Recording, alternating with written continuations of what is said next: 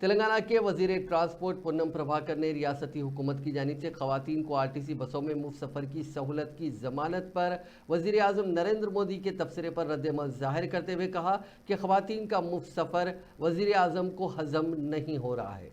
उन्होंने कहा कि बाज़ रियासतें वहाँ के हालात को देखते हुए माशी तरक्की के लिए खवातीन को मुफ्त सफ़र फराहम कर रही हैं। उन्होंने कहा कि तेलंगाना में कांग्रेस हुकूमत को खवातीन के लिए मुफ्त सफ़र की सहूलत के सिलसिले में कोई परेशानी नहीं है। हम रूट्स में इजाफा करेंगे और नई बसों की तादाद में इजाफा करते हुए इस स्कीम को मज़ीद तौसी देंगे। उन्होंने वाज़े किया कि मज़ीद सहूलियात फराहम करने के लिए हमारी कोशिशें जारी रहेंगी। उन्होंने कहा कि ये बात दुरुस्त नहीं है कि सिर्फ मुफ्त बस की सहूलत देने से कोई नुकसान होता है।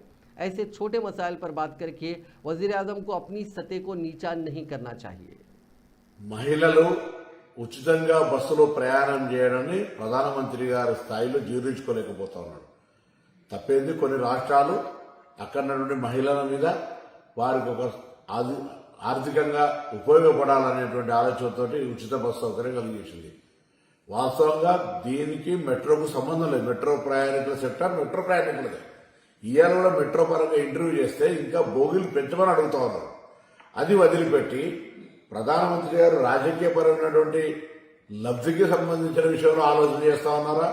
ఇంత బస్సు ప్రయాణానికి సంబంధించినటువంటి దాని మీద ప్రధానమంత్రి గారు ఎందుకు ఆ విధంగా వ్యవహారం చేస్తుందో తెలియదు. కానీ తెలంగాణ రాష్ట్ర ప్రభుత్వం కాంగ్రెస్ పార్టీ తప్పకుండా మహిళలకు ఎవరన్నీ తెలంగాణలో ఉన్నటువంటి హైదరాబాద్లో మెట్రో వాళ్ళు ఏం చేసినా ఇంకోరు ఏం చేసినా ఉచిత బస్ ప్రయాణం అనేటువంటి ఏ ఇబ్బంది భవిష్యత్తులో ఉండదు. దీనికి ఇంకా కొన్ని రూట్లు